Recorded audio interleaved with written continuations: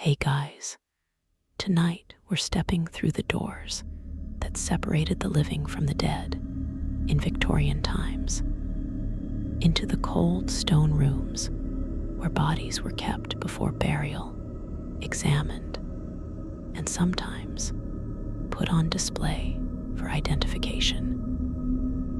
We're talking about Victorian mortuaries and morgues, and specifically what the attendants who worked in these places witnessed during their night shifts, alone with rows of corpses in the flickering gaslight. This isn't sanitized medical history or detective fiction.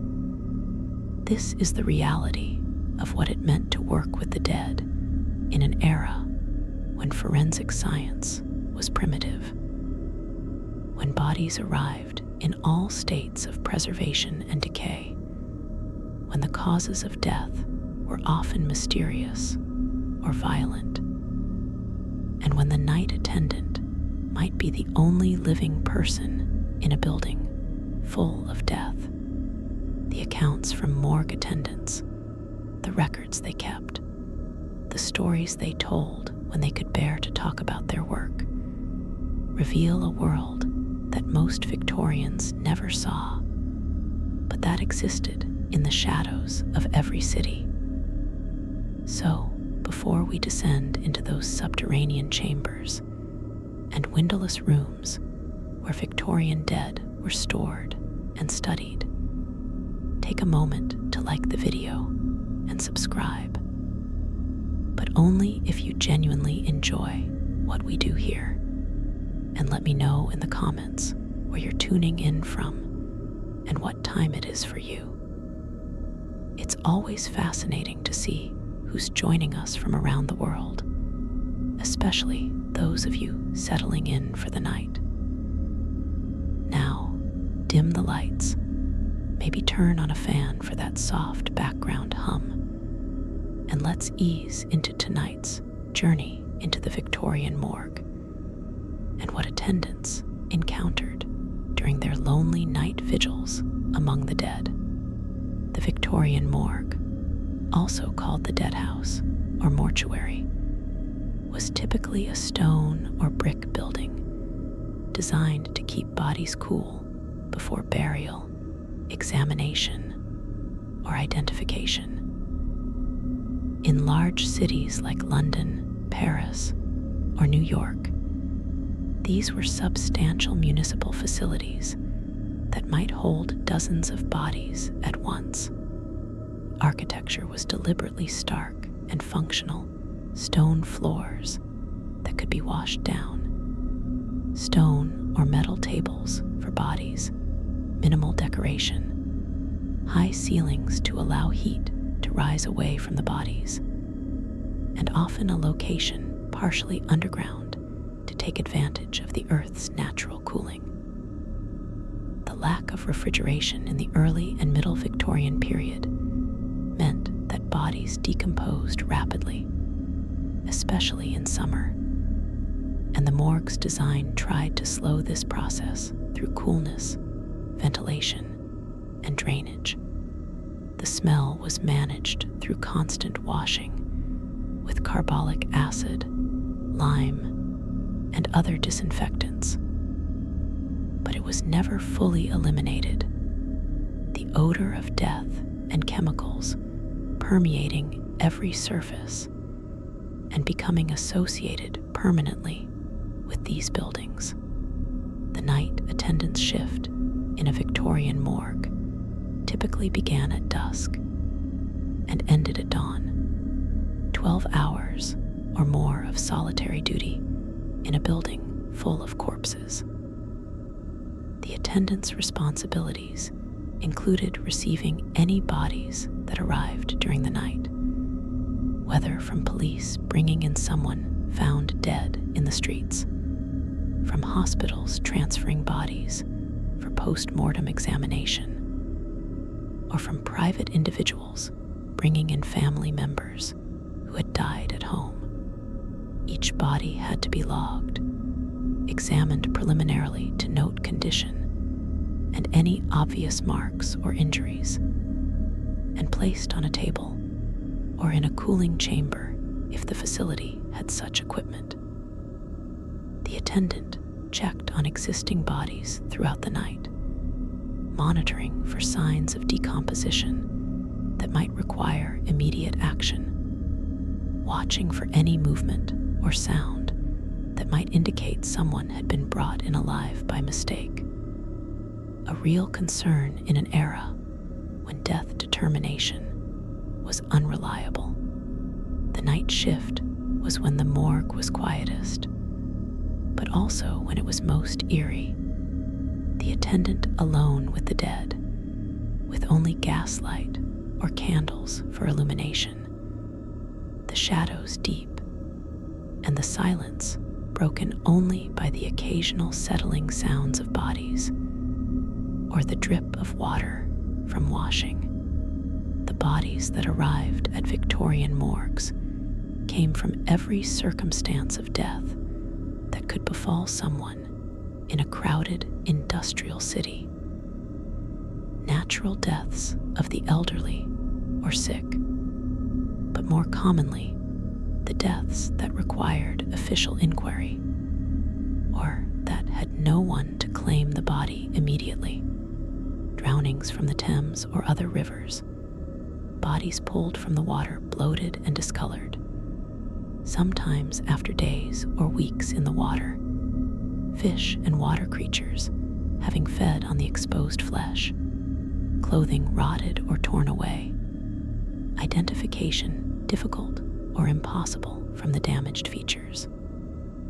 Deaths from industrial accidents, workers crushed by machinery, burned by industrial processes, poisoned by toxic substances, their bodies bearing testimony to the dangerous conditions in factories and workshops. Deaths from street accidents, people run over by carts or carriages, trampled by horses, injured in the chaotic traffic of Victorian streets, and dying before they could receive medical help. Suicides, bodies of people who had jumped from bridges, cut their throats, taken poison, hanged themselves, each method leaving its characteristic marks that attendants learned to recognize. Homicides, victims of violence ranging from domestic disputes, turned deadly to criminal robberies, to the work of the still unidentified. Jack the Ripper and other murderers, whose victims passed through the morgues on their way to paupers' graves or family burial. The condition of bodies arriving at the morgue varied enormously depending on how long they had been dead and what had happened to them. Fresh bodies, those dead for only hours, were the easiest to deal with, still relatively clean, features recognizable, rigor mortis just beginning. The process of decay not yet advanced. These bodies could be examined for cause of death, prepared for viewing by family members coming to identify them, or readied for post-mortem examination by doctors if the death required investigation. Bodies that had been dead for a day or more showed progressive signs of decomposition, the skin taking on a greenish tint as bacteria in the intestines spread through the body, the abdomen swelling with gas, the smell becoming pronounced, features beginning to distort as gas, and fluid built up under the skin.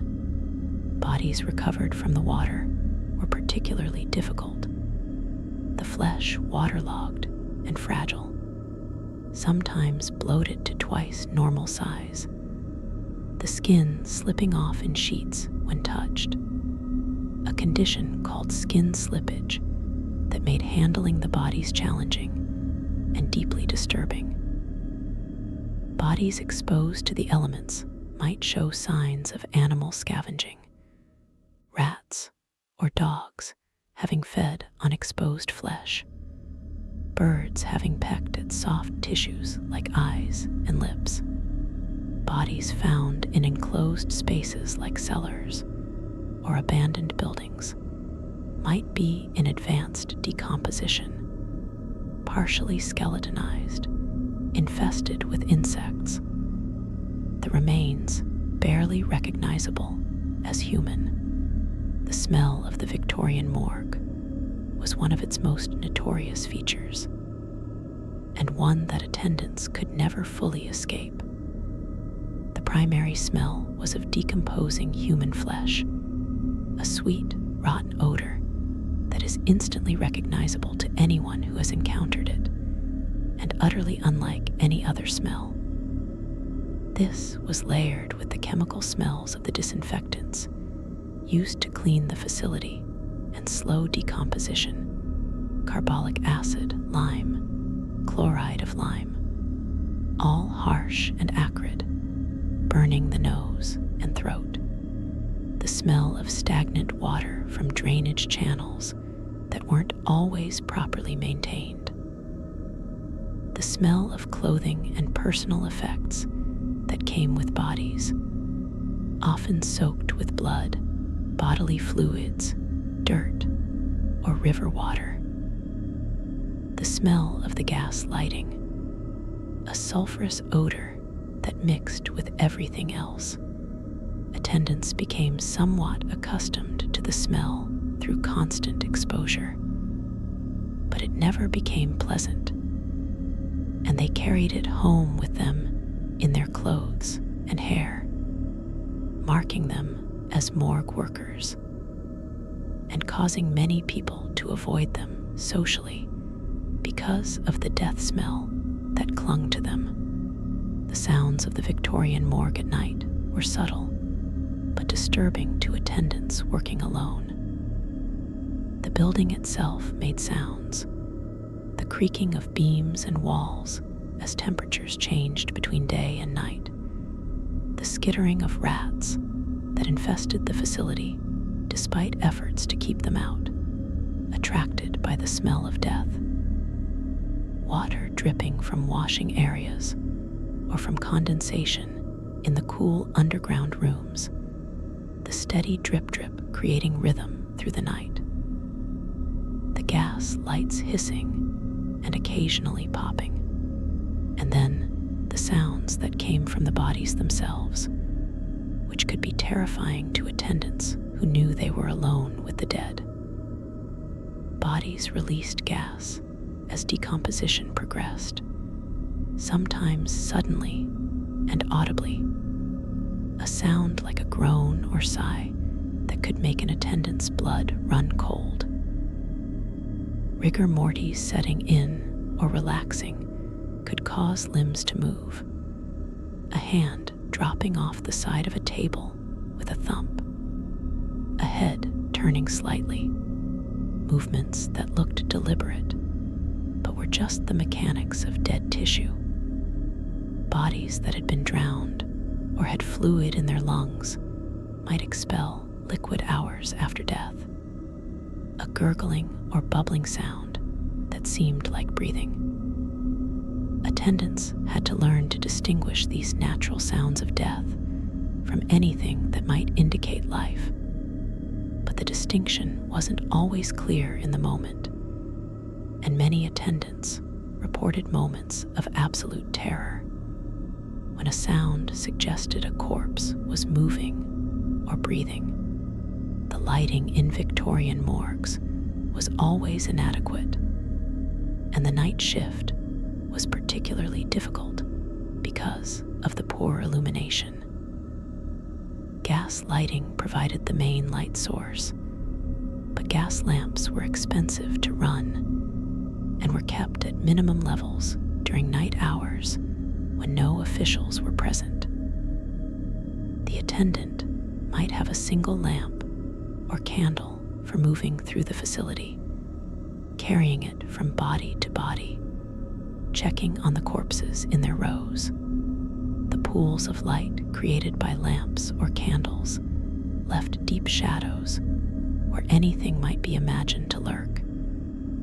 And attendants reported seeing movements in those shadows that their rational mind knew were tricks of light, but that their frightened nervous system reacted to as threats.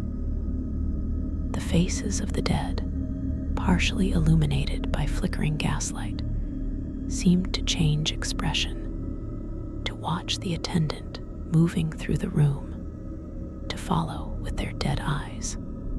The Victorian understanding of optics and how the eye perceives light and shadow wasn't sophisticated enough to explain these effects scientifically. So attendants experienced them as genuinely uncanny.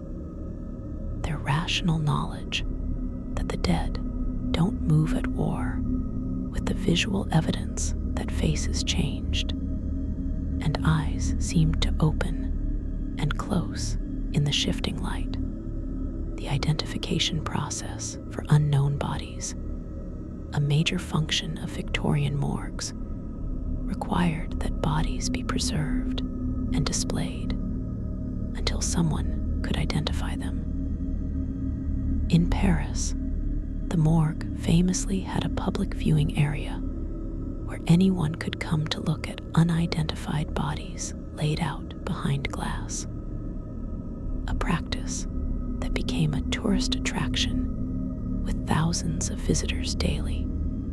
London and other cities were less public about it, but families searching for missing relatives would be brought to the morgue to view bodies, attempting identification from faces that might be badly decomposed, disfigured by violence or accident, or simply unknown to them. The night attendant's role included preparing bodies for these viewings, washing faces if possible, arranging bodies to look as presentable as circumstances allowed, covering the worst damage with cloth, or positioning bodies to hide injuries.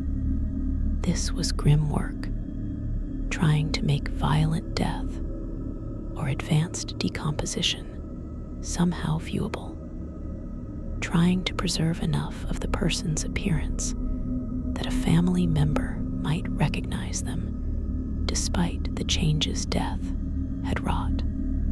The preliminary examination that attendants performed on arriving bodies was not a full medical post-mortem, but a basic assessment of condition, cause of death if obvious, and any items or marks that might aid identification.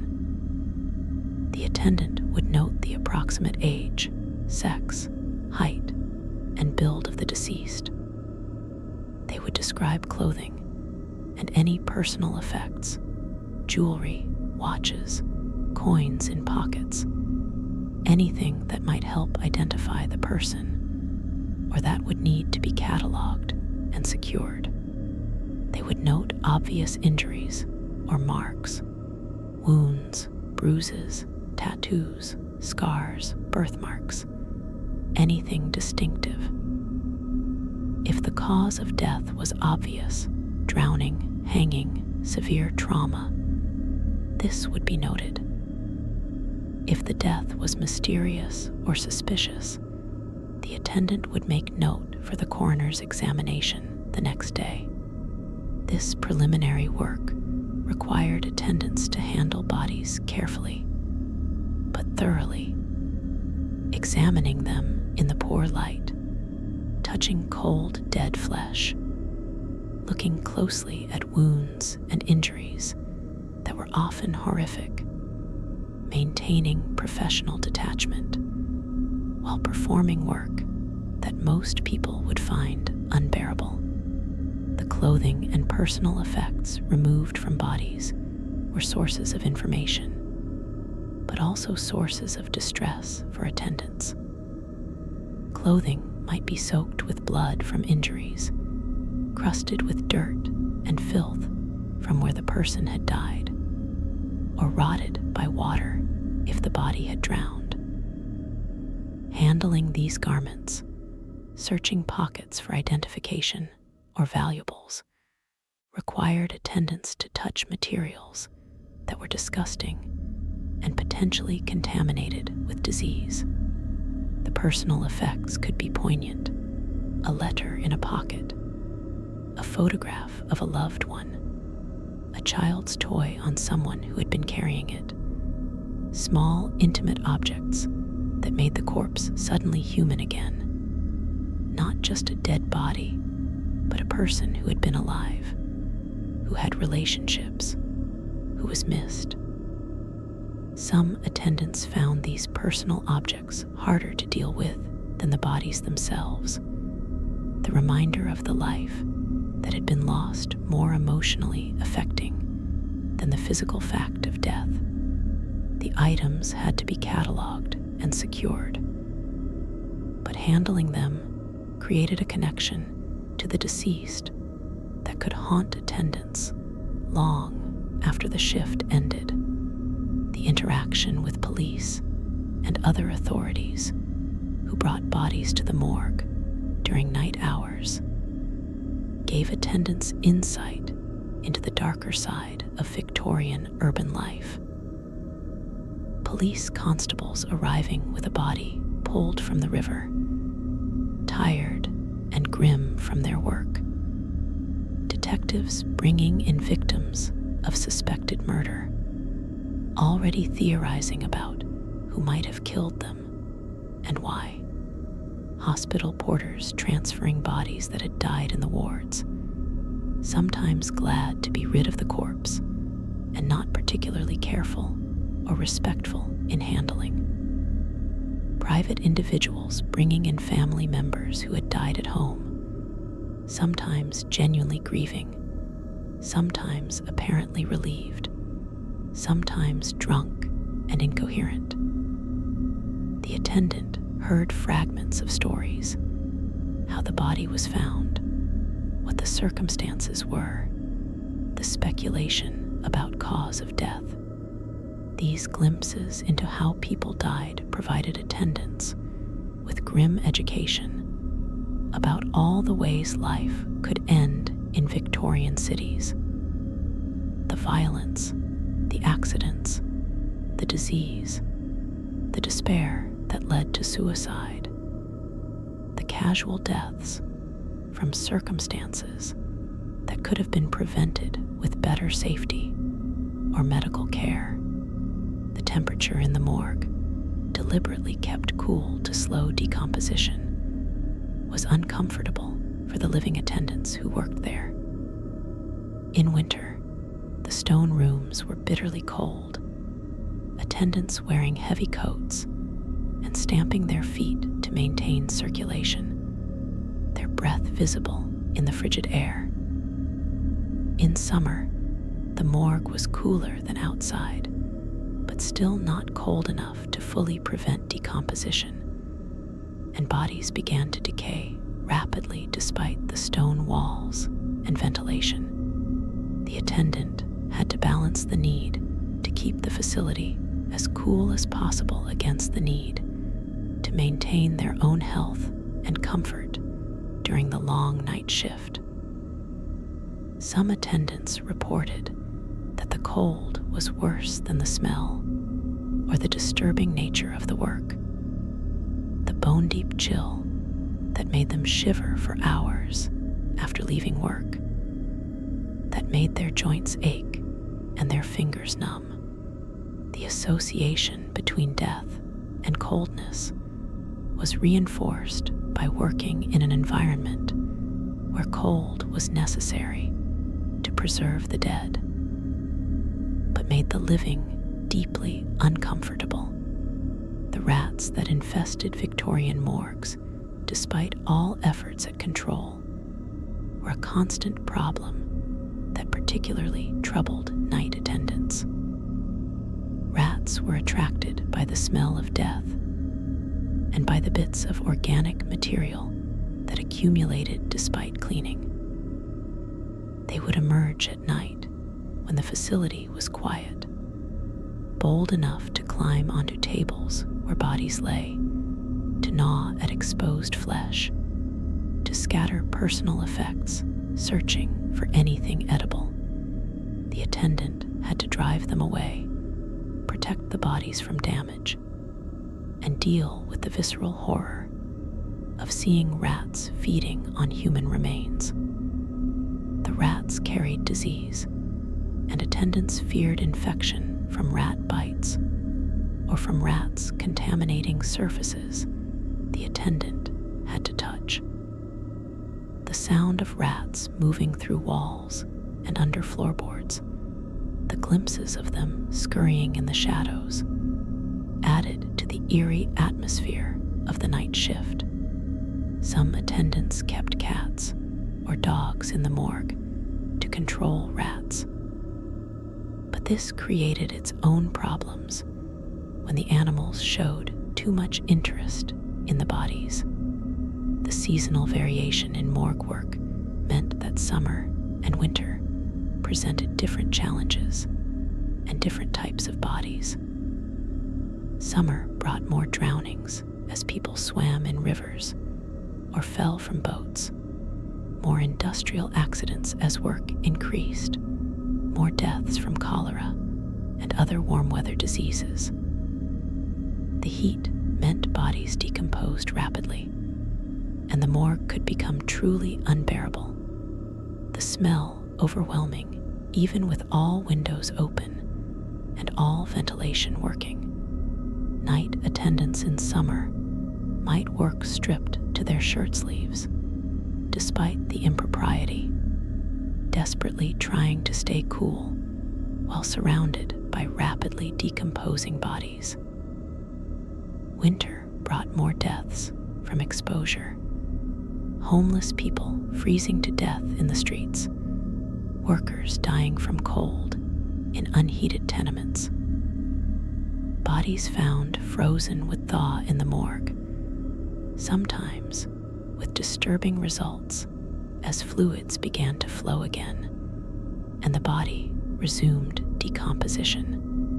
Winter also brought more fatal accidents from slips and falls on icy streets, more deaths from fires as people tried to keep warm, more deaths from respiratory illness.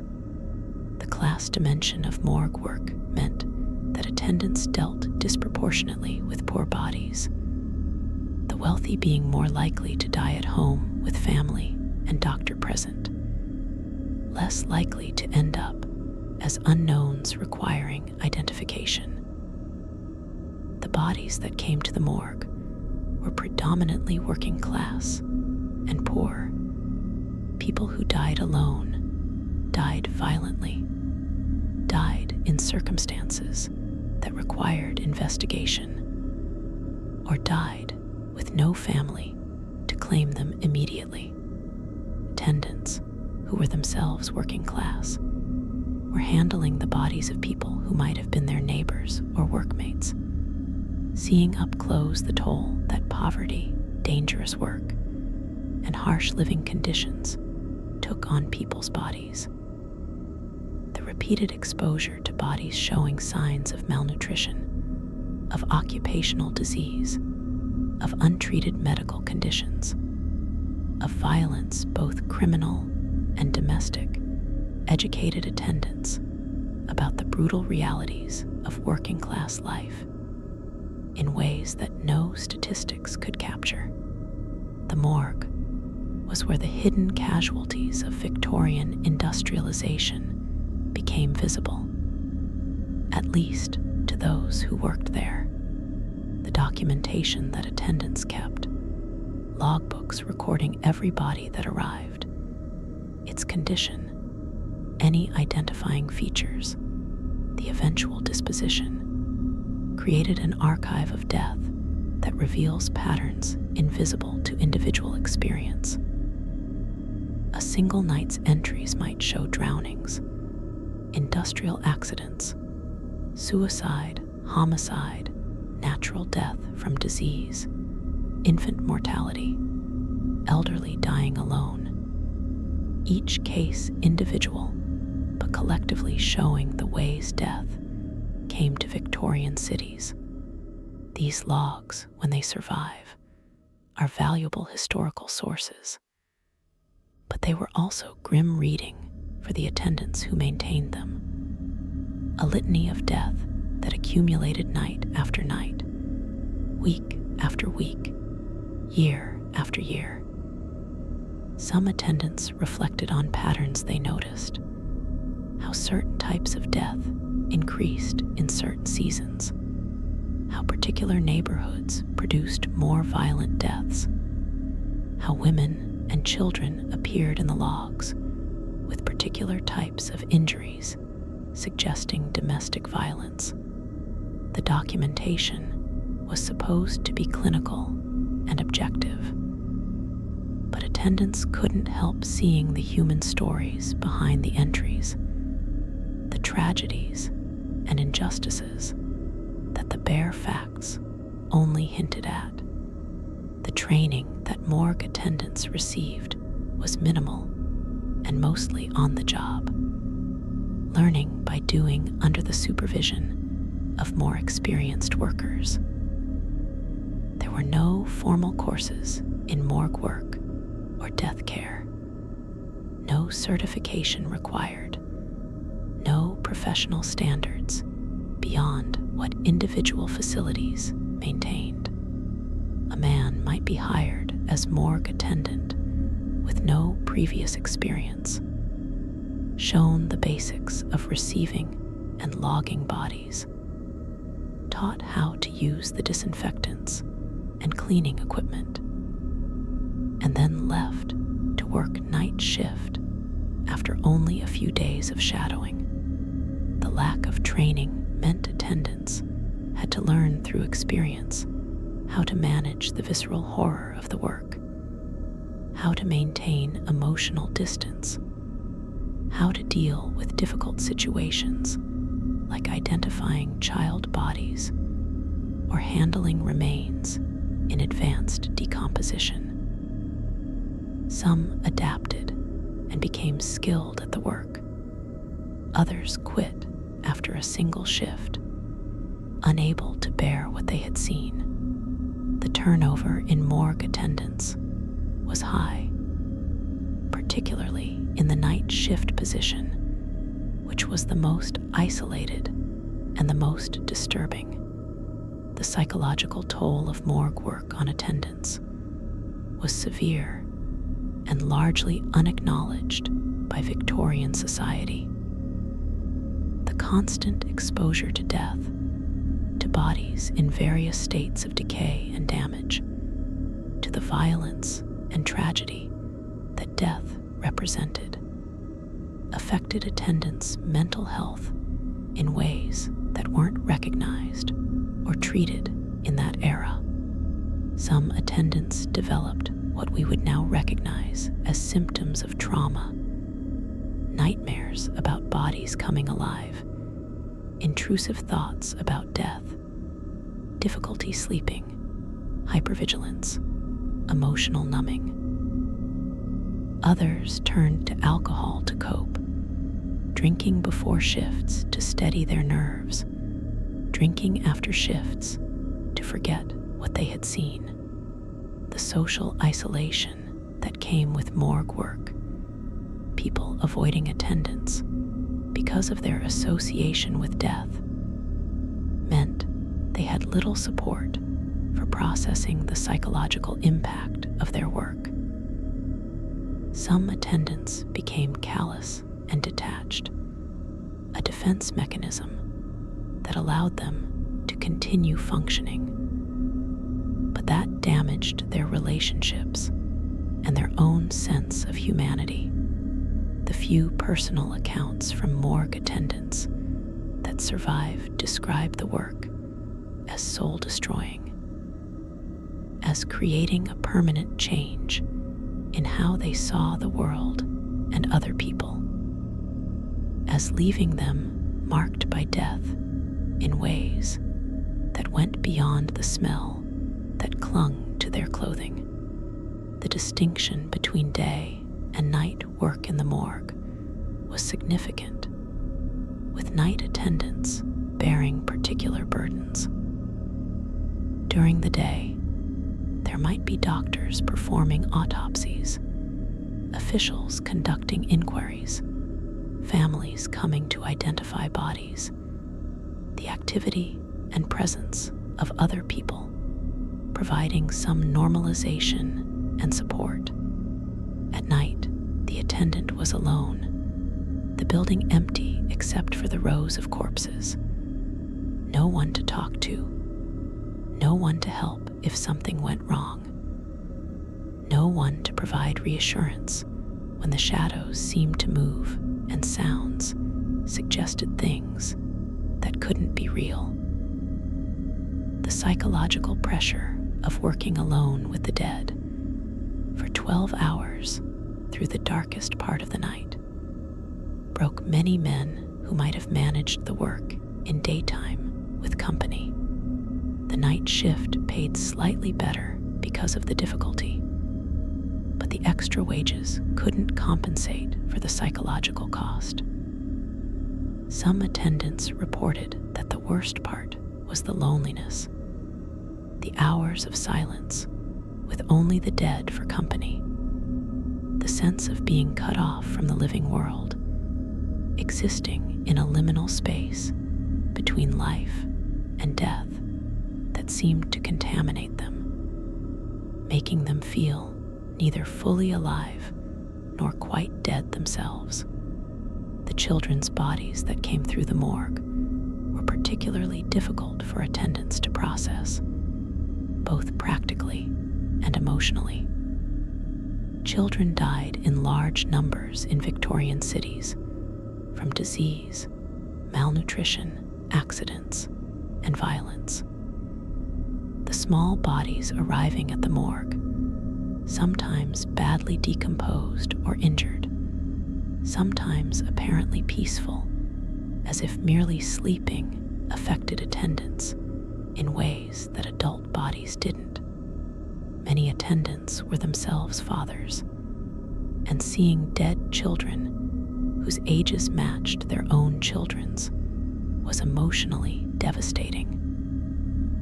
The circumstances of children's deaths were often especially tragic. Industrial accidents involving child workers, children who had drowned while playing near rivers, children who had died from abuse or neglect, bobbies who had been abandoned and left to die.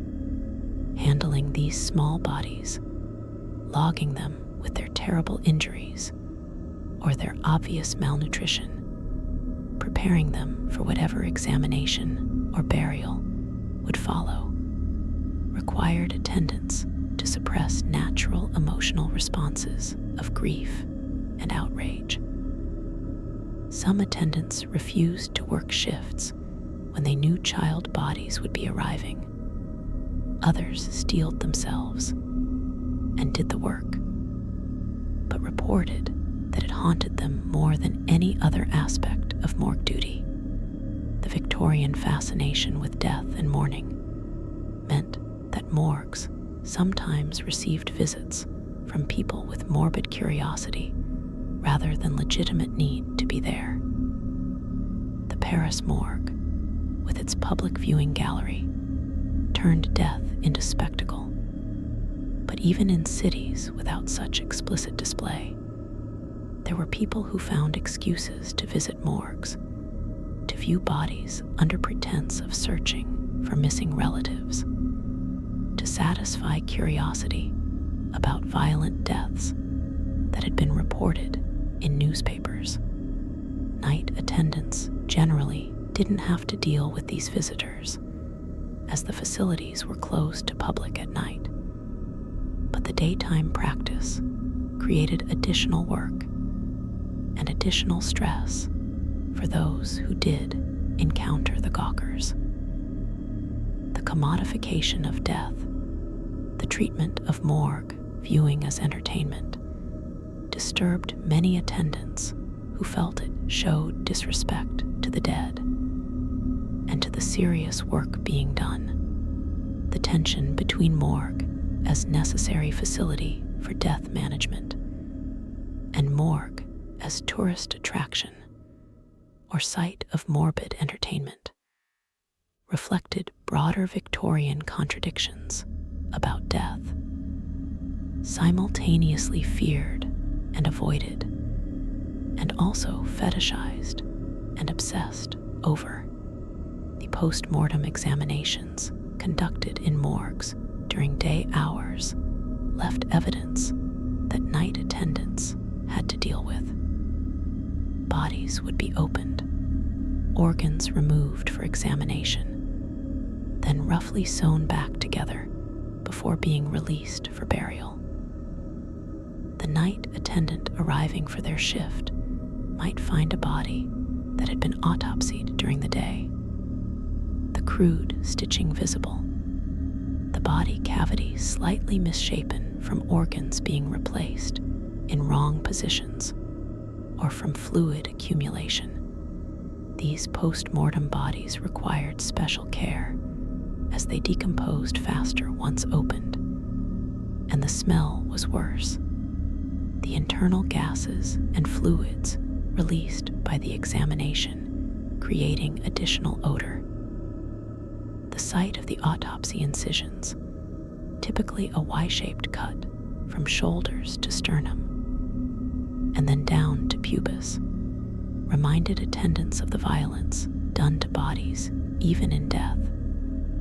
The final indignity of having one's internal structure exposed and examined. Some autopsies were more extensive than others. Brain removals requiring the skull to be sawed open, bones cut to examine for fractures or disease, bodies essentially dismantled, and then put back together like puzzles. The night attendant managing these reconstructed corpses saw how fragile the boundary between body and meat was, how quickly the physical remains stopped resembling a person once medical examination was complete. The equipment used in Victorian morgues was basic and often disturbing in its simplicity and lack of consideration for dignity. Bodies were laid on stone or metal slabs, sometimes with drainage channels cut into the surface to allow fluids to run off. These slabs were cold, hard, and clearly designed for efficiency rather than respect. The tools for moving bodies were hooks and grapples, implements that seemed more suited to handling cargo than human remains. The containers for organs removed during autopsy were simple glass or metal vessels with no particular effort to treat the contents as human tissue deserving care. The cleaning equipment was basic mops and buckets, the disinfectants harsh and dangerous. Attendants worked with these crude tools, developing techniques for using them that minimized damage to bodies, but that still felt brutal and undignified. The Victorian Morgue, for all its claims to medical professionalism and scientific examination, was in practice closer to a butcher shop or meat processing facility in its equipment and methods, and attendants couldn't help but be aware of and disturbed by this parallel. The violence that marked many of the bodies coming through Victorian morgues reflected the dangerous world of the industrial city. Stabbings from street fights or criminal assaults, the puncture wounds visible in flesh, sometimes dozens of stab wounds indicating frenzied violence, blunt force trauma from beatings with fists or weapons, skulls fractured, faces pulped, bones broken throughout the body, gunshot wounds becoming more common as firearms spread, the distinctive entry and exit wounds, the internal damage from bullets ricocheting through bodies. Strangulation marks, ligature furrows around necks where cord or wire had been used, manual strangulation bruises showing finger positions on throats. These violent deaths required detailed documentation, the attendant noting every injury, every mark that might indicate what happened and who might be responsible. The repeated exposure to violence, seeing its results on human flesh and bone, affected attendants' view of their city and their fellow citizens, making them aware that beneath the surface of Victorian respectability, brutal violence was common and death by violence was always near. The suicides that came through the morgue told stories of desperation and despair that attendants learned to read in the bodies. Hangings showed characteristic marks, the ligature furrow at an angle under the jaw if the person had dropped from height, horizontal around the neck if they had leaned into a noose. The face of someone who died by hanging showed petechial hemorrhages, small red dots in the whites of the eyes from blood vessels bursting. Drowning victims who had deliberately entered the water to die showed few defense wounds or signs of struggle, having surrendered to death. Those who had been forced into water or who had tried to save themselves showed scratches, bruises, signs of fighting for life. Cut throats from suicide showed hesitation marks, shallow cuts where the person had tested the edge before making the fatal deep cut. Poison suicides left the body in various conditions, depending on what was taken. Arsenic causing violent purging that left the body dehydrated and contorted. Laudanum creating peaceful-seeming death. Phosphorus causing horrible burns and damage.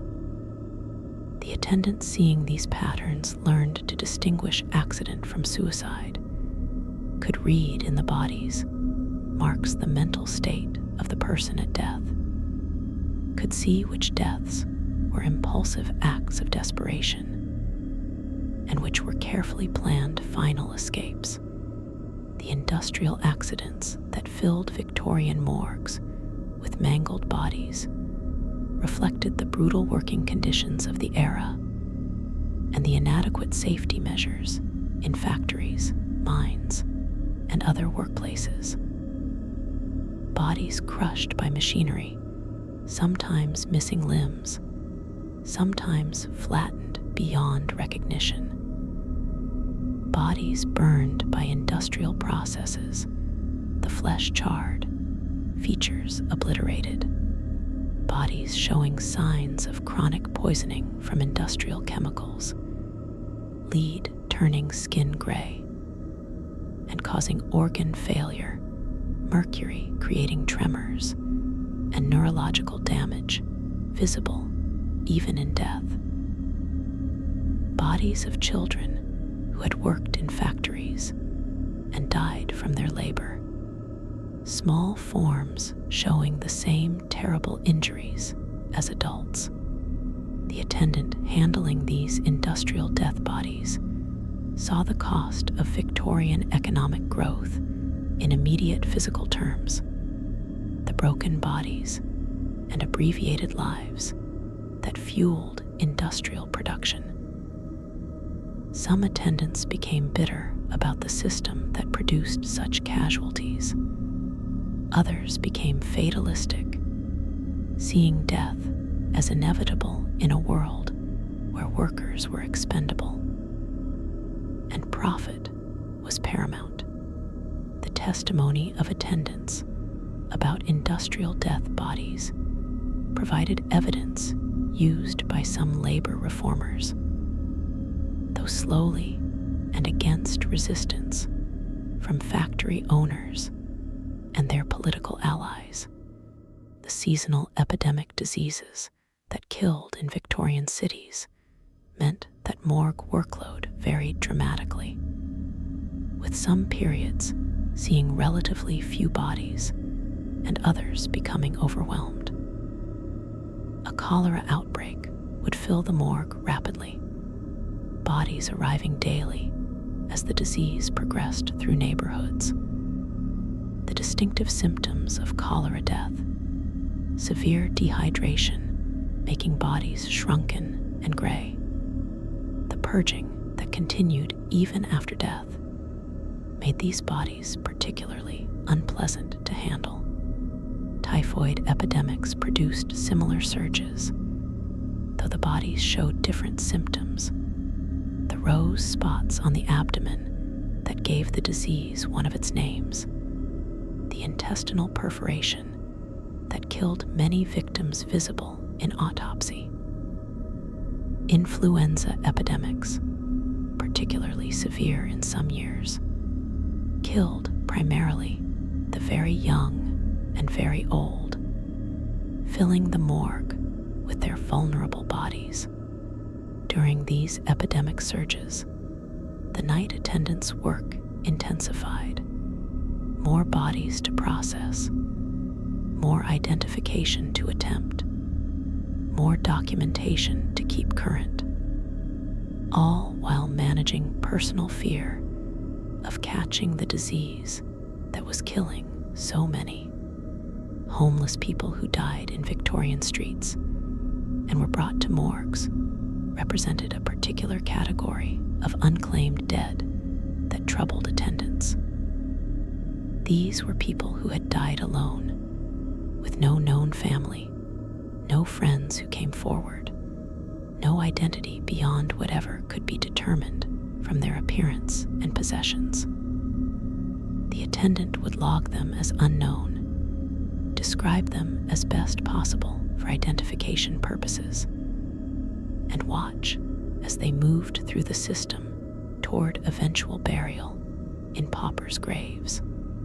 Some homeless bodies were in terrible condition when found, having lain exposed to elements for days or weeks before discovery, decomposed and partially consumed by animals. Others were fresh, but showed signs of chronic illness, malnutrition, neglect, the toll of street living visible on their bodies. The attendant witnessing the regular arrival of homeless bodies, seeing how they were documented as unknowns and quickly forgotten, saw how Victorian society disposed of its most vulnerable members, making them invisible in life and erasing them entirely in death. Some attendants tried to be particularly respectful in handling homeless bodies, as if compensating for the disrespect shown to these people throughout their lives, treating the corpses with a dignity that had been denied to them when living. The preservation methods available to Victorian morgues were limited and often ineffective, creating particular challenges for night attendants managing decomposing bodies. Ice, when available and affordable, could be packed around bodies to slow decay, but this required constant replacement as the ice melted.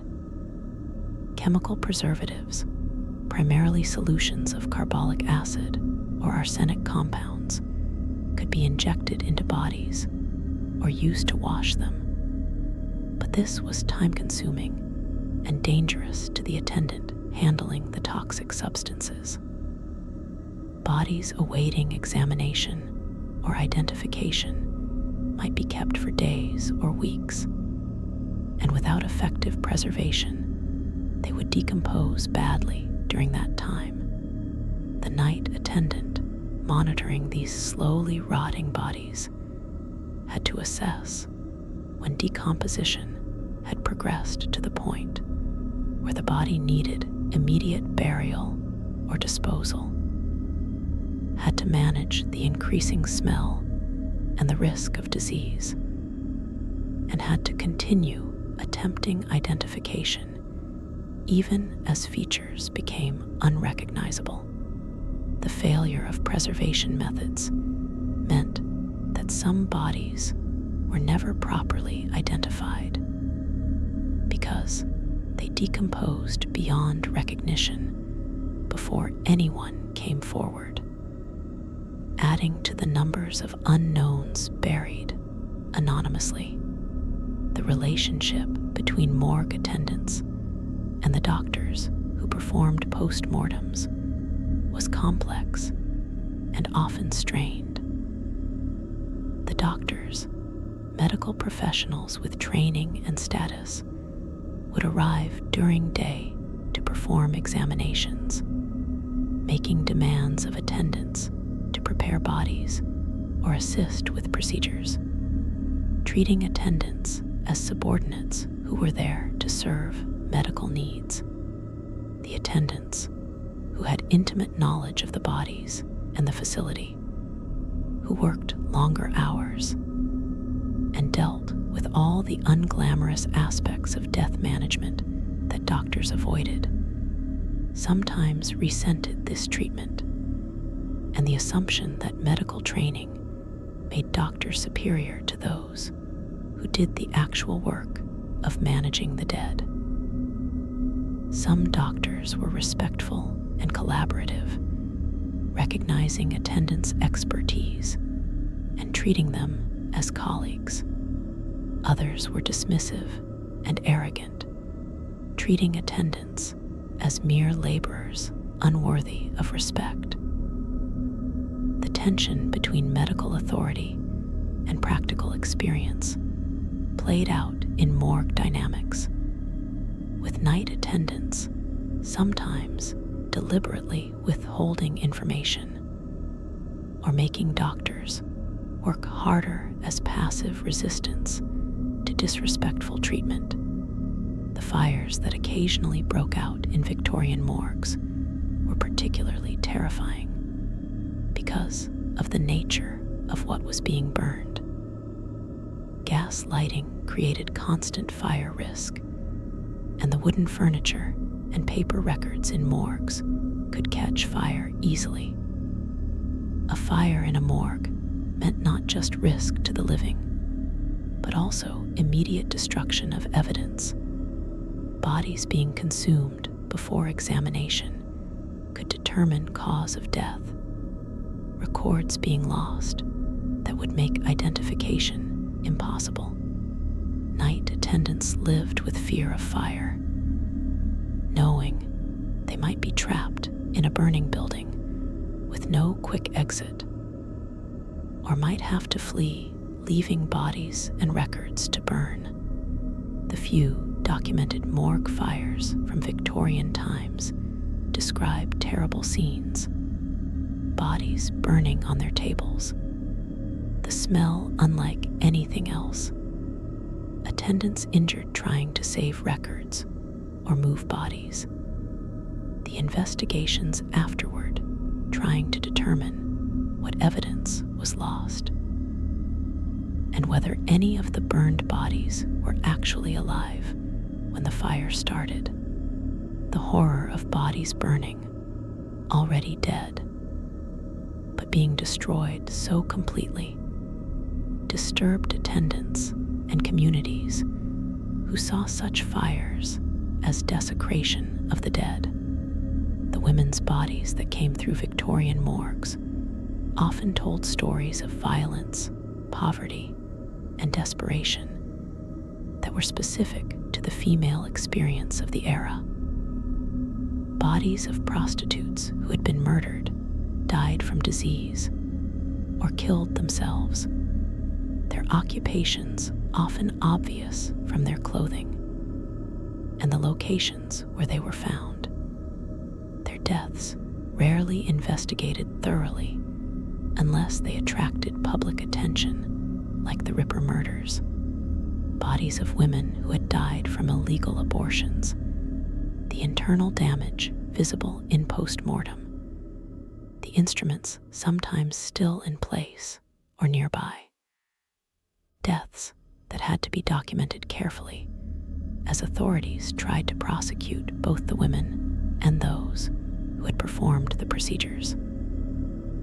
Bodies of domestic servants who had fallen from windows or downstairs, injuries suggesting they might have been pushed, but investigations often concluded accident or suicide to protect employers. Bodies of women who had died in childbirth or shortly after, a common cause of death that attendants saw regularly. The physical trauma of birth visible, sometimes with the baby dead as well. Both mother and infant arriving at the morgue together. The attendant handling these women's bodies saw patterns of female victimization. The ways women died specifically, because they were women, from violence by men, from pregnancy without adequate medical care, from having no options but dangerous illegal procedures, or equally dangerous continuation of unwanted pregnancies. The identification of bodies through family recognition was emotionally fraught for attendants who had to facilitate these encounters. A family member would arrive, distressed and fearful, to view a body that might be their missing relative. The attendant would prepare them, warning them if the body was badly damaged or decomposed, trying to gauge how much information to provide about the condition they were about to see. Then the viewing, the family member looking at the face, trying to recognize someone they knew in features that might be swollen, discolored, or injured. Sometimes identification was immediate and certain, the family member crying out in recognition and grief. Sometimes it was uncertain, the person thinking it might be their relative, but not sure, decomposition or injury having changed the features too much. Sometimes the family member insisted it wasn't their relative, even though attendants were fairly certain it was, denial allowing them to maintain hope. The attendant witnessing these identifications saw grief raw and immediate, families confronting the death of someone they loved, the reality of it made undeniable by the physical presence of the corpse. Some attendants found this emotional labor, managing bereaved families, harder than the physical labor of handling bodies. The theft from bodies, whether by morgue staff or by those who brought bodies in, was a persistent problem that troubled conscientious attendants. Bodies would arrive with jewelry, watches, money in pockets, valuable clothing, and these items might disappear before they could be properly documented. Police or hospital workers who transported bodies might steal valuable items before delivery. Morgue staff, including sometimes attendants, might take things either for personal use or to sell. The dead couldn't protect themselves, and families often didn't know what items their relative had been carrying when they died, making theft difficult to detect or prove. Some attendants maintained strict honesty, carefully documenting and securing all items, seeing it as a matter of professional integrity and respect for the dead. Others rationalized theft, arguing that the dead had no use for valuables, and that taking them was a perk of the difficult job. The prevalence of theft from corpses created cynicism about the handling of the dead. Families suspecting that morgue workers were robbers. Morgue workers seeing everyone as potential thieves. Trust eroded by the temptation that valuable items created. The Victorian belief in the possibility of premature burial. The fear of being declared dead while still alive affected morgue procedures and created anxiety for attendants. Bodies were supposed to be examined carefully for signs of life, particularly those who had drowned or taken poison or had other conditions that could mimic death. The attendant checking a new arrival would look for breath, for pulse, for any movement, any warmth that might indicate life. But determination of death was imprecise, and attendants heard stories of bodies reviving in morgues, or of people being nearly buried alive before they woke. The fear that someone on a table might actually be alive, might wake up, created terrible anxiety during night shifts. Attendants reported nightmares of bodies sitting up, of corpses speaking, of dead eyes opening to look at them. Some of this was just the psychological effect of working alone with death. But the real possibility of premature declaration of death, documented in occasional revival cases, made the fear rational as well as emotional.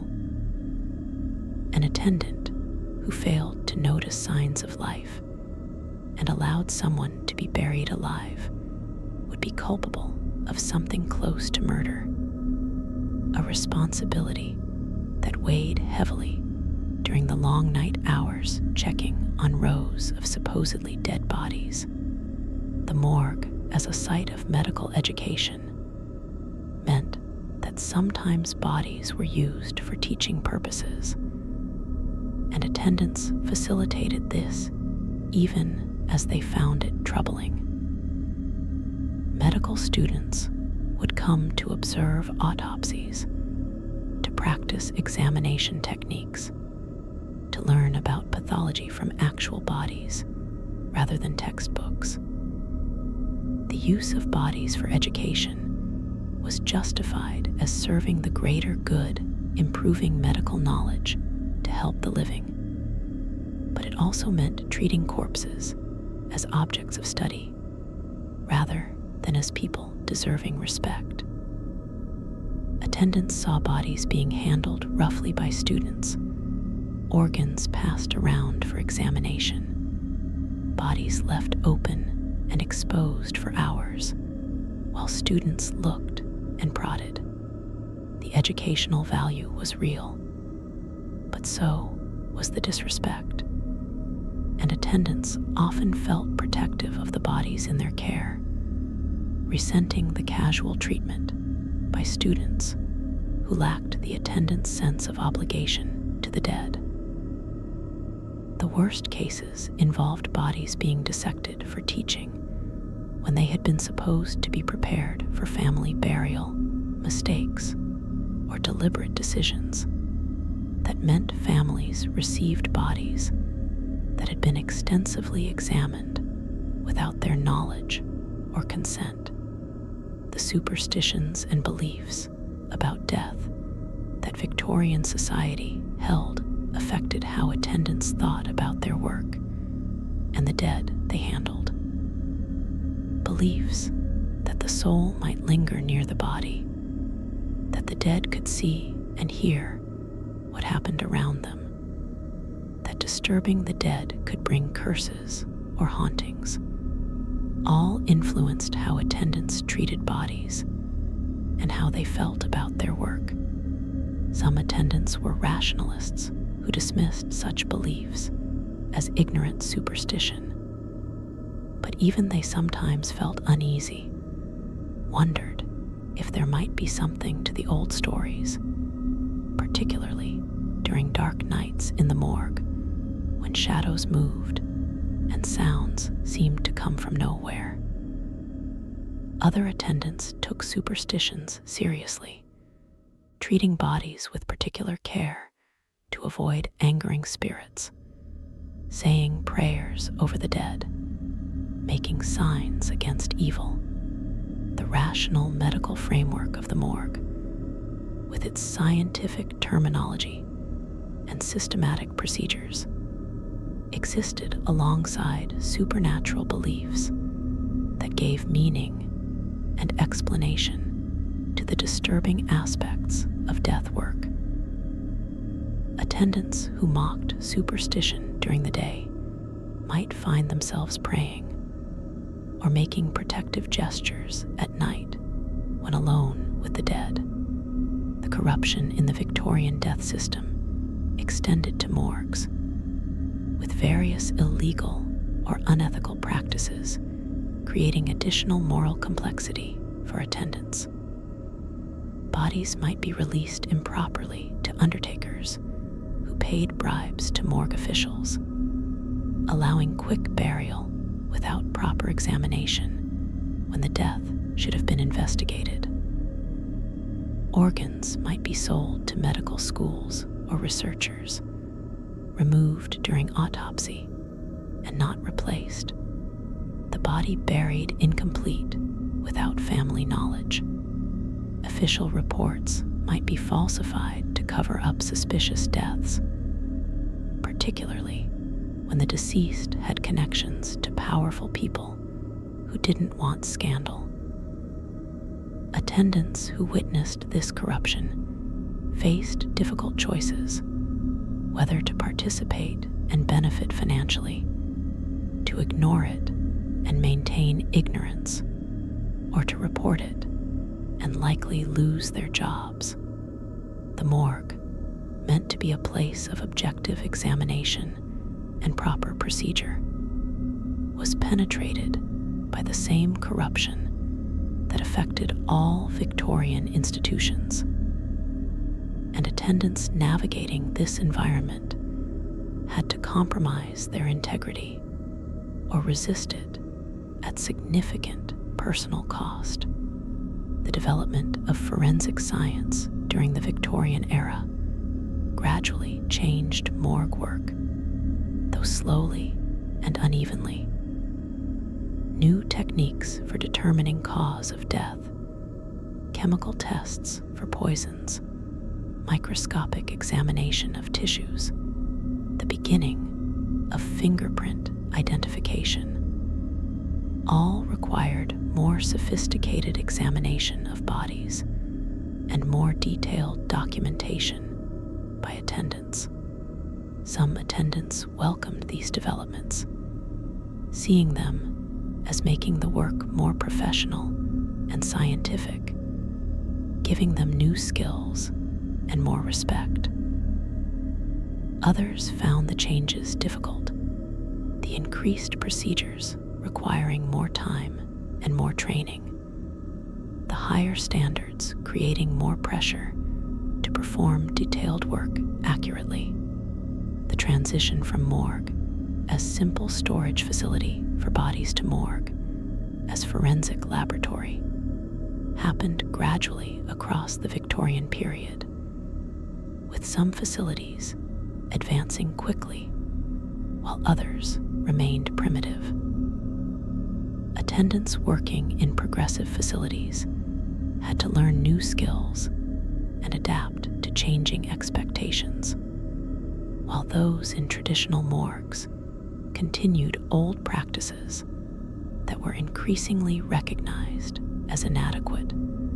The children who lived near morgues, whose homes backed onto the facility, or whose play areas included the building, developed their own relationship with death through proximity to the morgue. These children saw bodies being delivered, saw families coming to identify dead relatives, heard the sounds, and smelled the smells of the morgue in their daily lives. Some became desensitized, death becoming ordinary and unremarkable through familiarity. Others developed fears and fascinations, the morgue becoming a source of dread and forbidden curiosity.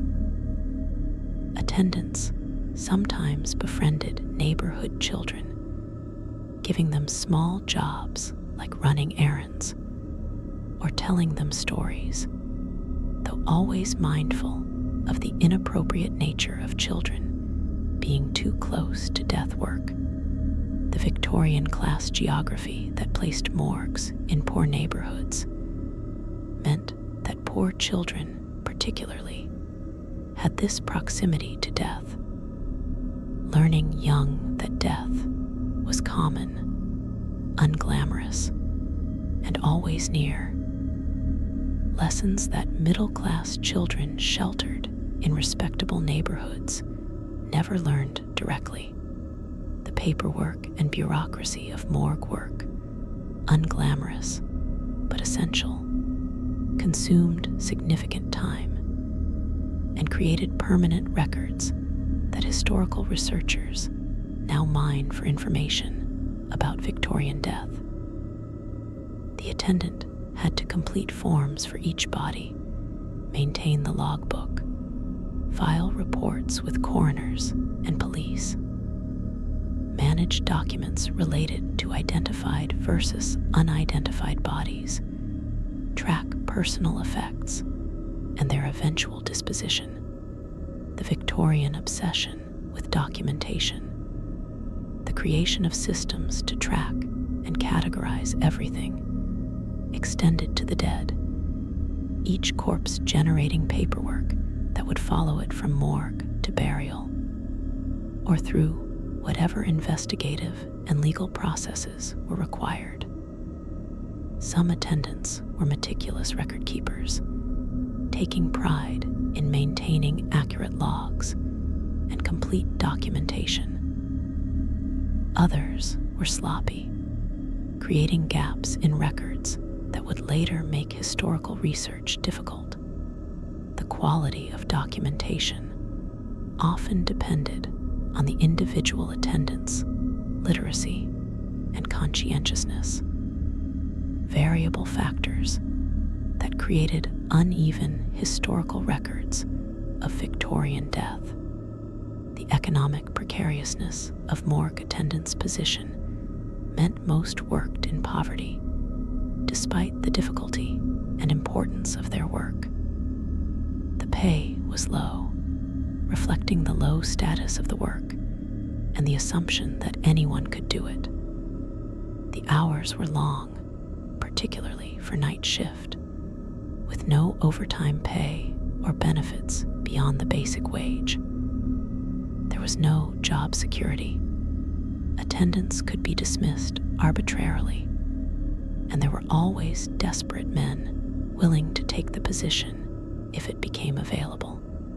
The low pay meant that many attendants lived in the same poor neighborhoods that provided most of the morgue's bodies. The attendants themselves, economically vulnerable to the same forces that killed the people they handled at work. Some supplemented their income through corruption, taking bribes or stealing from bodies. Choices that were wrong but understandable in context of poverty wages. The economic exploitation of morgue workers paralleled their emotional exploitation. Society depending on them to perform necessary work, but refusing to compensate them adequately or accord them respect. The transition of bodies from morgue to burial or other final disposition involved attendants in the next phase of death management. Unclaimed bodies went to paupers' graves, loaded onto carts, and taken for mass burial with minimal ceremony.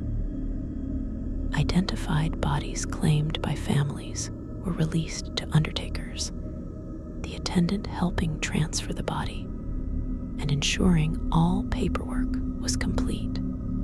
Bodies required for evidence in legal proceedings might be preserved longer, moved to secure storage, exhumed for later examination. The attendant tracking these movements, ensuring each body ended up in the right place, served as gatekeeper between the morgue and whatever came next. The responsibility was significant. Mistakes could mean bodies being lost, buried under wrong names, misidentified in legal proceedings. The administrative work of moving bodies out of the morgue, as much as the work of bringing them in, required attention to detail and careful record keeping that prevented errors that would compound the tragedies that brought bodies to the morgue in the first place. The health risks that morgue attendants faced were real and serious, though often downplayed or ignored by employers and society. Infectious diseases could be contracted from bodies: tuberculosis, typhoid, cholera. Any disease that killed people could potentially infect those handling their corpses. The chemicals used for disinfection and preservation were toxic. Carbolic acid burned skin and lungs. Arsenic used for embalming was deadly poison. Chloride of lime caused respiratory damage. The physical labor of moving bodies could cause injuries: strained backs, pulled muscles, hernias.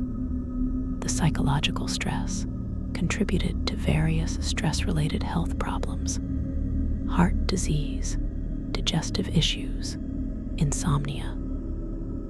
Despite these risks, attendants received no hazard pay, no health insurance, no compensation if they were injured or made ill by their work.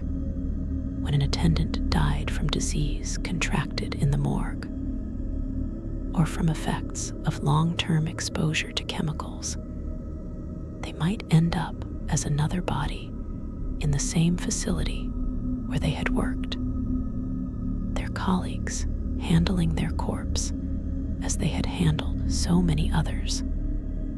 The circle completed in grim irony. The rare moments of dark humor that morgue attendants developed as coping mechanism helped them manage the psychological burden of their work. Gallows humor, jokes about death and bodies that would shock outsiders, but that allowed attendants to create psychological distance from the horror, shared among workers who understood that the humor wasn't disrespect, but survival, giving nicknames to particularly memorable bodies, referring to them by their distinctive features or the circumstances of their death, creating familiarity that made the corpses less frightening even as it objectified them. The humor was often cruel and always inappropriate, but it served a function, allowing attendants to laugh in the face of death, to assert some control over an environment where death was omnipresent and overwhelming. Outsiders hearing this humor might be appalled, but it represented a psychological strategy that many people in death work across cultures and eras have developed.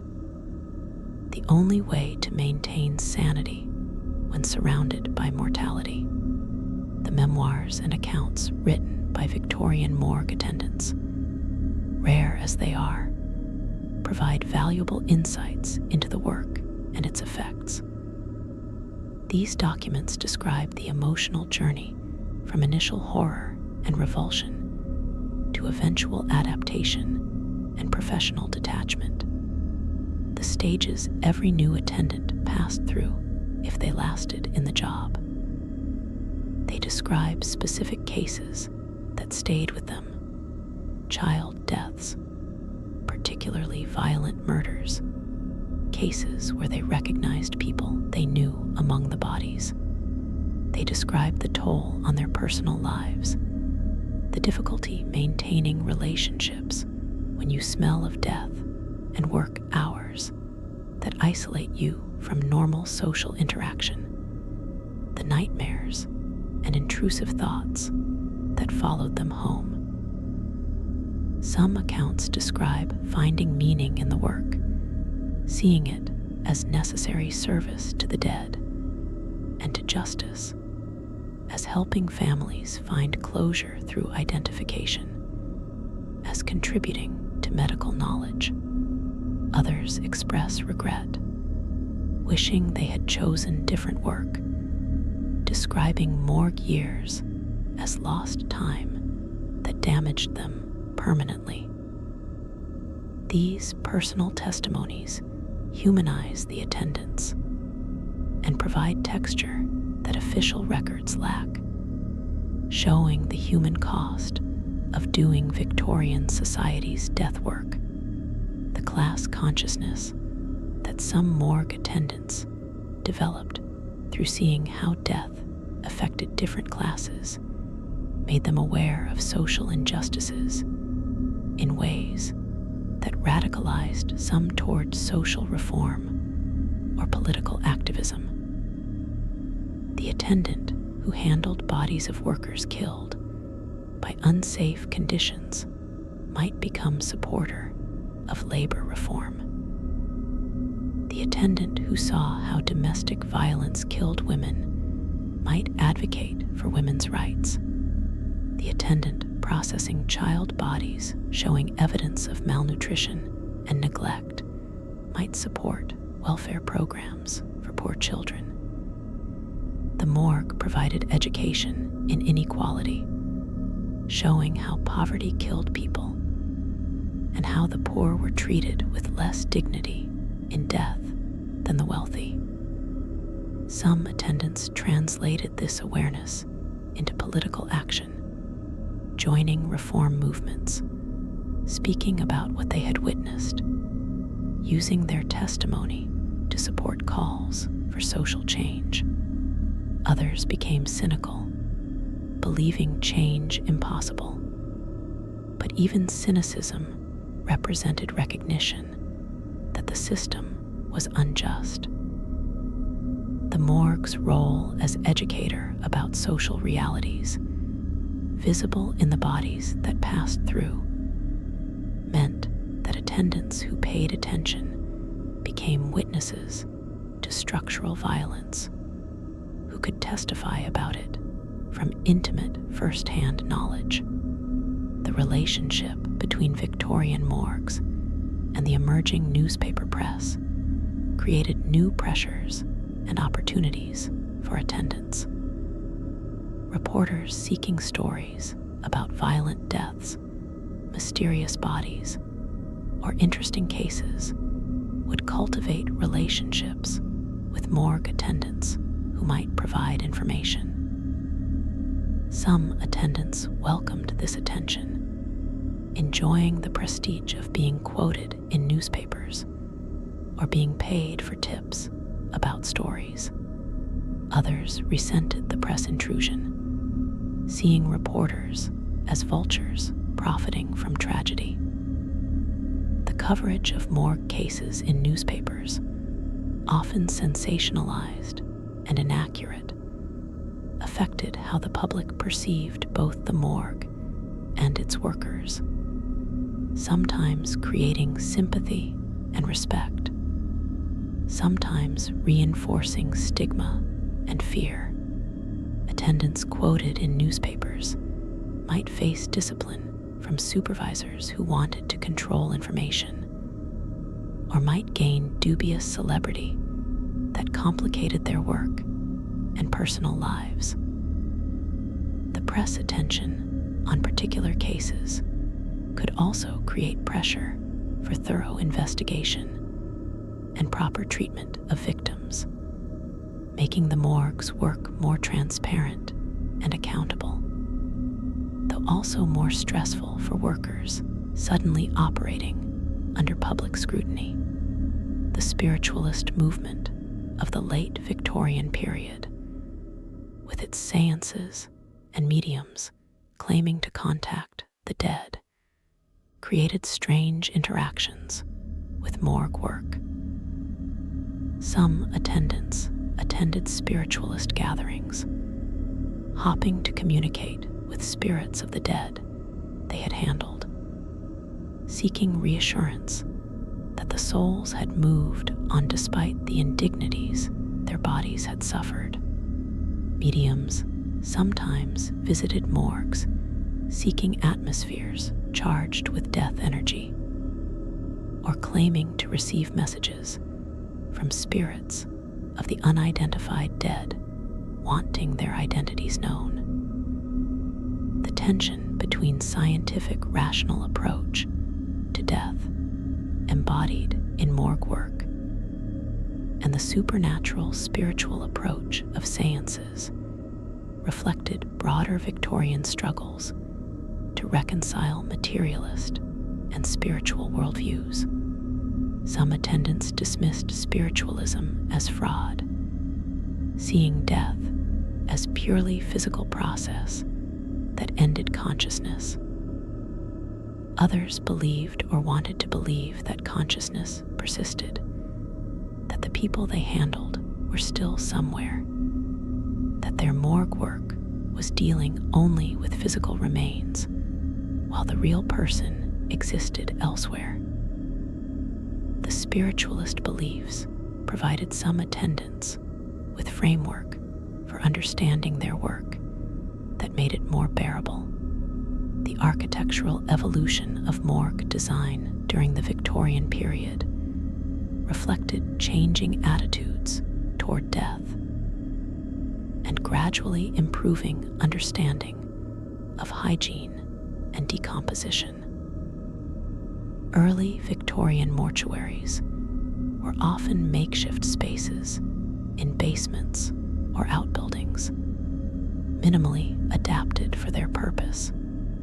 Later facilities were purpose-built with better ventilation, more sophisticated drainage, some cooling equipment, viewing rooms separate from storage areas, laboratories for post-mortem examination, equipped with proper tools and lighting.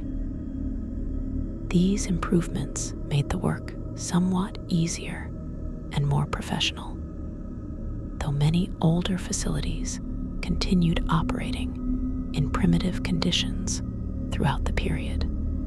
The attendant working in a well-designed modern facility had better working conditions than those in older buildings, though the fundamental nature of the work remained the same. The improvements reflected growing recognition that death management required proper facilities, though funding for such improvements was always limited, and morgues remained low priority for public investment despite their essential function. The animals that were sometimes brought to Victorian morgues for examination after attacks on humans, or after being found with human remains, added unusual cases to attendants' experience. Dogs that had attacked and killed children or adults would be brought in for examination and destruction, the attendant having to handle living aggressive animals as well as dead bodies. Horses or other large animals that had caused fatal accidents might be examined. In rare cases, body parts found in animal stomachs had to be examined to determine if the animal had fed on someone who was murdered or who died naturally. These animal cases, while infrequent, required attendants to have knowledge and skills beyond human death management, adding variety to the work, but also additional complexity and occasional danger when handling live animals that had been violent. The training of new attendants by experienced workers created mentor relationships that were often characterized by hazing and testing to see if the new worker would last. Experienced attendants might tell horror stories to frighten newcomers, might assign them the worst tasks, handling the most decomposed bodies, might play pranks involving unexpected encounters with corpses in dark corners. This hazing served partly as entertainment in a grim workplace, but also as legitimate testing of whether the new person had the psychological strength for the work. The attendant who fled screaming after being startled by a corpse propped in a doorway probably wouldn't last through night shift alone with dozens of bodies. The one who maintained composure or who laughed at the prank might have what it took to survive the work. The rough culture of morgue workers, with its dark humor and testing, created bonds among those who passed the initiation. A sense of belonging to an exclusive group of people who did work that others couldn't handle. The comparison between Victorian morgue work and similar work in other contexts, battlefield dead collection, mass disaster management, epidemic death management, reveals common psychological patterns among those who handle mass death. The emotional numbing, the development of protective psychological distance, the gallows humor, the alternating periods of detachment, and overwhelming emotional response all appear across different deathwork contexts. Victorian morgue attendants shared more with soldiers collecting battlefield dead, or with modern disaster response workers than they did with other Victorian working-class occupations. The psychological literature on death work, though developed much later, validates what attendants experienced, showing that their responses were normal adaptive reactions to abnormal conditions rather than moral failures or individual weaknesses. Understanding morgue work as inherently traumatic helps contextualize attendants' behaviors and psychological symptoms that might otherwise seem disturbing or pathological. The eventual fate of Victorian morgue attendants, what happened to them after they left the work, varied widely based on how long they had worked and how the experience had affected them. Some transitioned to other death-related work, becoming undertakers or cemetery workers, continuing in death management, but in less intense forms. Some moved to completely different occupations, trying to leave death work behind, though many reported that the experience stayed with them, affecting how they saw the world. Some were permanently damaged by the work, becoming unable to function normally, dying young from alcohol or stress-related illness, or descending into poverty and destitution. A few wrote about their experiences or became speakers on topics related to death and crime, turning their insider knowledge into a kind of expertise. The lack of systematic follow-up on morgue workers means we don't know long-term outcomes for most, but the fragmentary evidence suggests that many paid high prices for years spent in close contact with death. The children of morgue attendants grew up knowing their father worked with dead bodies, a knowledge that affected their social standing and their own psychological development. Some children were proud of their fathers, seeing the work as important and their fathers as heroes for doing difficult necessary work. Others were ashamed, bullied by peers, socially excluded because of their father's occupation. The smell of the morgue that fathers brought home, no matter how thoroughly they washed, marked their families as death-touched. Children might develop precocious awareness of mortality, growing up in households where death was discussed matter-of-factly, seeing how it affected their fathers physically and emotionally. Some children of morgue workers later entered death-related professions themselves, following family tradition. Others deliberately chose completely different paths, wanting nothing to do with death work. The intergenerational effects of morgue work, the way it shaped families, and how children understood death and their father's role in society, extended the impact beyond the individuals who actually did the work.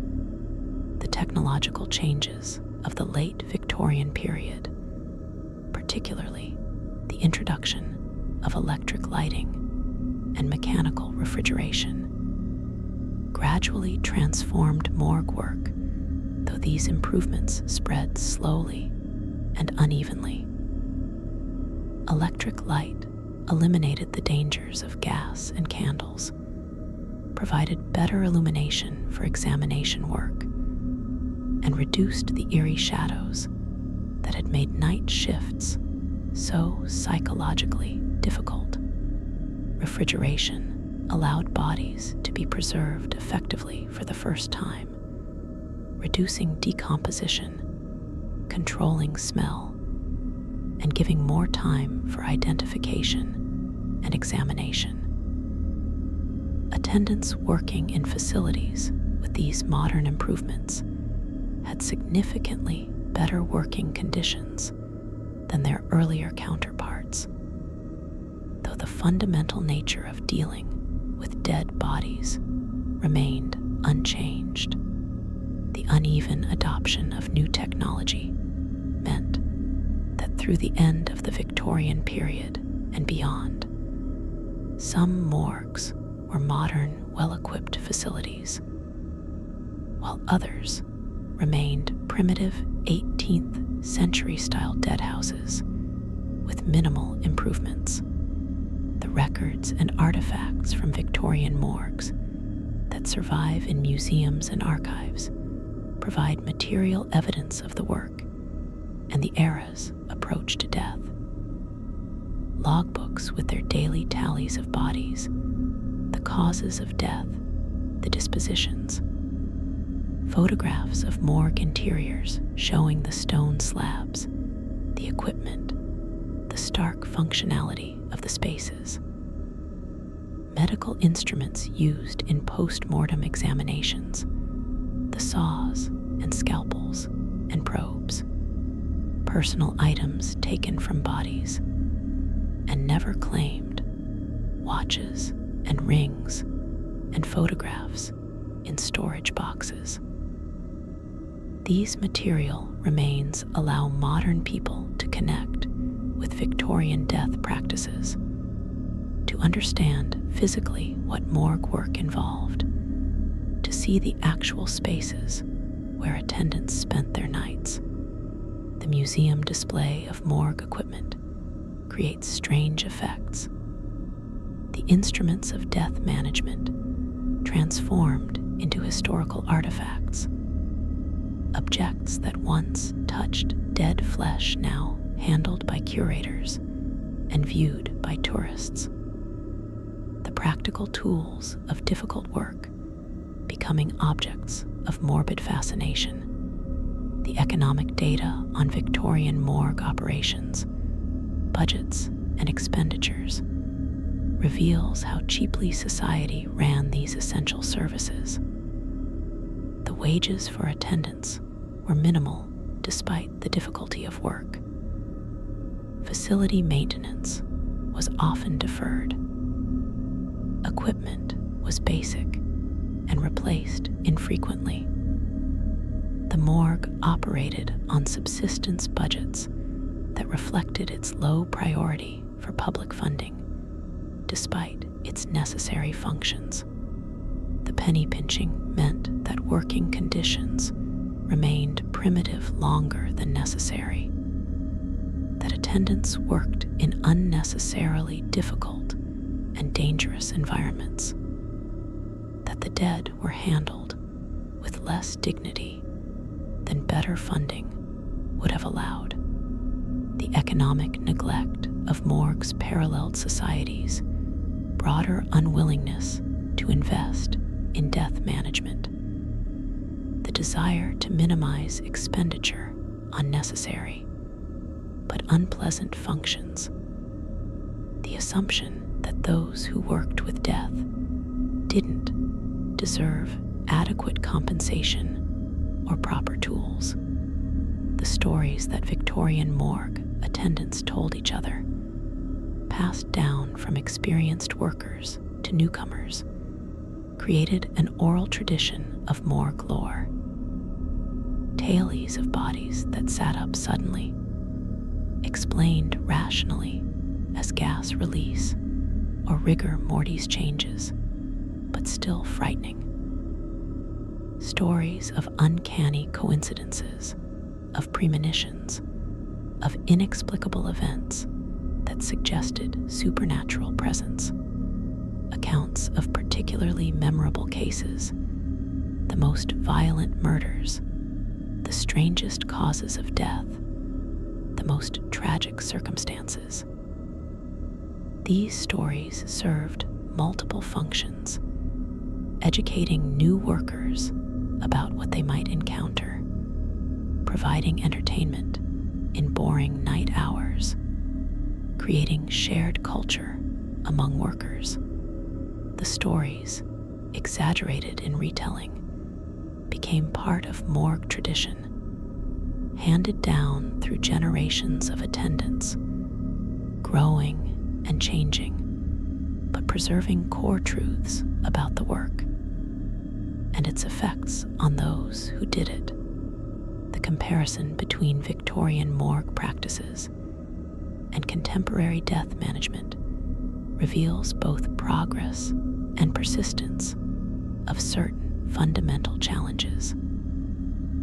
Modern morgues have refrigeration, better hygiene, more rigorous training for workers, psychological support services, safety regulations, all improvements that Victorian attendants would have appreciated. But the basic psychological challenges of handling dead bodies, of working with bereaved families, of managing the emotional impact of constant exposure to death, remain fundamentally similar. Modern morgue workers still develop dark humor, still experience trauma, still struggle with the isolation of doing work that most people avoid thinking about. The Victorian attendants' experiences thus remain relevant, providing historical perspective on challenges that continue to affect those who work with death today. So tonight, as you settle into sleep, think about those Victorian morgue attendants working their lonely night shifts in cold stone rooms surrounded by rows of bodies. Think about what they saw in that flickering gaslight, the fresh corpses and the decomposing ones, the violence and tragedy written on dead flesh, the children and adults and elderly all equal in death, all reduced to bodies needing examination and identification and disposal. Think about the attendant's psychological burden, the cumulative trauma of seeing so much death, of handling so many corpses, of being the living person in a space full of death night after night. Think about the smell that clung to them, marking them as death workers, the nightmares that followed them home, the way the work changed how they saw the living world. Think about the social stigma they faced, how people avoided them, feared them, looked down on them for doing work that was necessary but disturbing. Think about the inadequate pay, the dangerous conditions, the lack of recognition for performing essential service that kept disease from spreading and provided crucial information for justice and public health. The Victorian Morgue attendants witnessed the aftermath of industrial urban life, the casualties of poverty, dangerous work, violence, disease, and inadequate safety. They documented it in their logs, handled it with their hands, carried it in their memories. They were witnesses to how people died in Victorian cities, to the violence and accident and disease that ended lives, to the anonymity that claimed so many dead, to the inequality that extended into death and beyond. They knew things about their society that most people never saw, truths written in dead bodies that spoke more honestly than any statistics about how brutal Victorian life was for the working class and poor. Rest easy tonight in your safe, clean, modern world where morgues are professional facilities with trained staff, where death management is regulated and relatively respectful, where workers have protections and support that Victorian attendants never dreamed of. But remember those who worked in the Victorian morgues, the attendants who spent their nights among the dead, who bore witness to tragedy and violence and suffering, who performed necessary work that society depended on, but refused to honor or adequately compensate. They walked among death so others wouldn't have to. They looked at what most people couldn't bear to see. They handled what most people couldn't bear to touch. Their experiences, preserved in fragmentary records and rare accounts, remind us of how far death management has come and of the human cost paid by those who did this work when conditions were primitive and understanding was limited. Sweet dreams tonight, and when you wake tomorrow to the ordinary world of the living, spare a thought for the Victorian morgue attendants who spent their nights in the extraordinary world of the dead, who saw what we can only imagine, who survived what would break many of us. The morgues are still there, the buildings repurposed or demolished, but the memories remaining. The stone slabs that held thousands of bodies, the rooms where attendants walked their lonely rounds, the spaces where Victorian death was processed and documented and managed. The attendants are long dead themselves now, most buried in unmarked graves like so many of the bodies they handled. But their testimony remains, telling us what happened in those cold stone rooms during the long Victorian nights, what the attendants saw and smelled and touched and survived, or didn't survive, in their service to the dead.